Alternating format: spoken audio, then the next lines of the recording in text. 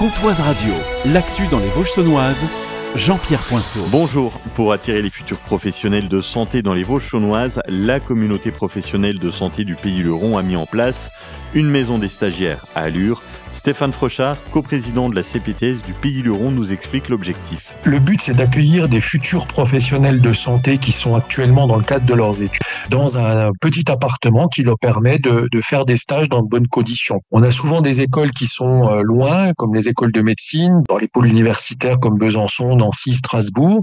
On peut aujourd'hui leur proposer un lieu d'habitation. Ça s'adresse aux étudiants en santé, quelle que soit la discipline. Aujourd'hui, c'est Lucie Montero, étudiante à Besançon en dernière année d'ergothérapie. Elle fait son stage à la masse de la Mosaïque Allure.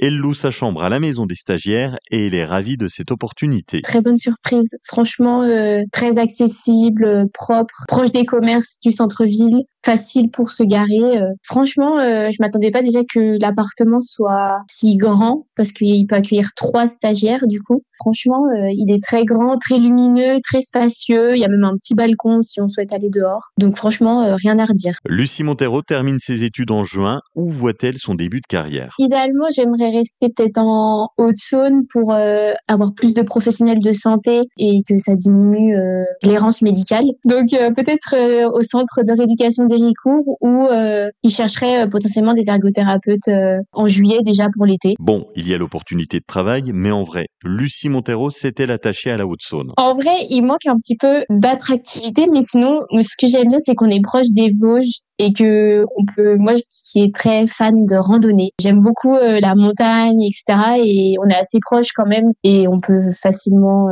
aller à la montagne comme se rendre dans une ville. Belfort, ça reste pas très loin non plus, ou Vesoul non plus, ça va. Dans les secteurs de Champagny et Melisay, un phénomène de repérage a été signalé par la gendarmerie. Il s'agit de simples feuilles A4 blanches glissées dans les boîtes aux lettres. Le but, vérifier si la maison est vide. Si la feuille reste en place, c'est que personne n'est passé relever le courrier. Alors si vous partez quelques jours, pensez à faire relever votre boîte par un voisin ou à activer l'opération Tranquillité et Vacances auprès de la gendarmerie. Si vous trouvez une feuille blanche suspecte, contactez rapidement la gendarmerie la plus proche. Un incendie s'est déclaré dans un local situé rue des Gleux, à Lure, ce dimanche matin.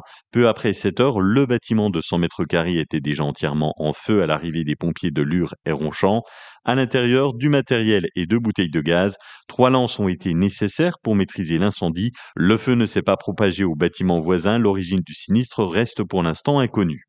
Pour faire face au manque de dermatologues en Haute-Saône, le groupe hospitalier 70 déploie la télédermatologie. Le principe, le médecin traitant prend en photo la peau du patient, ajoute un questionnaire et envoie le tout sur une plateforme dédiée. Un dermatologue peut alors poser un diagnostic à distance. Depuis janvier, plus de 150 actes ont déjà été réalisés par les dermatologues de l'hôpital. Et sur tout le département, un seul dermatologue libéral exerce à Gré et ils sont seulement 4 au GH 70.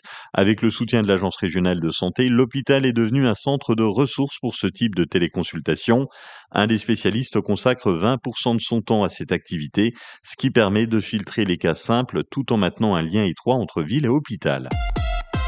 Ce mardi après-midi, de 13h30 à 16h30, se déroule le Forum des armées à France Travail Vesoul, l'occasion de découvrir les différents métiers de l'armée qui recrutent. Paula Canvino, conseillère emploi à France Travail Vesoul. Cette initiative vise à faciliter les rencontres entre les demandeurs d'emploi du bassin et les corps d'armée afin de présenter le panel des métiers et les parcours pour accéder aux différents corps. Je dirais même qu'à cette occasion, vous avez la possibilité de découvrir les carrières possibles et de discuter directement avec les représentants des différentes institutions. Alors, l'armée de terre, la marine, la gendarmerie nationale, la police nationale et l'administration pénitentiaire. Vous pouvez avoir la possibilité de travailler dans les ressources humaines, la politique mémorielle, la santé et l'environnement, avec ou sans diplôme. On a la possibilité aussi de travailler dans la cyberdéfense, la mécanique, l'hôtellerie, la restauration. Il y a environ 4000 postes dans le ministère des Armées. C'est demain, mardi, de 13h30 à 16h30, à France Travail, vers les Aberges à Vesoul. En handball, c'était le match à gagner pour le HBC Lure et nos garçons ont rempli le contrat. Ils s'imposent 28-26 contre Aix-Savoie, concurrent direct au maintien en National 2. En National 3, logique respectée, les Lurones se sont inclinés 22-36 contre l'US Lédonienne, une équipe bien mieux classée que nos Hautes-Saunoises. L'après-midi sera agréable avec un temps ensoleillé jusqu'à 19 degrés, 15 de Sceaux à Luxeuil, 15 degrés à Brochet-Luxeuil, à Bellecour, Fougerolles et Saint-Loup, 16 à Lure et Arpenant, 19 au Val d'Ajol. Demain, du soleil le matin, 7 degrés au mieux, un ciel voilé l'après-midi et 18 degrés au maximum. Passez un excellent lundi après-midi sur Pontoise Radio.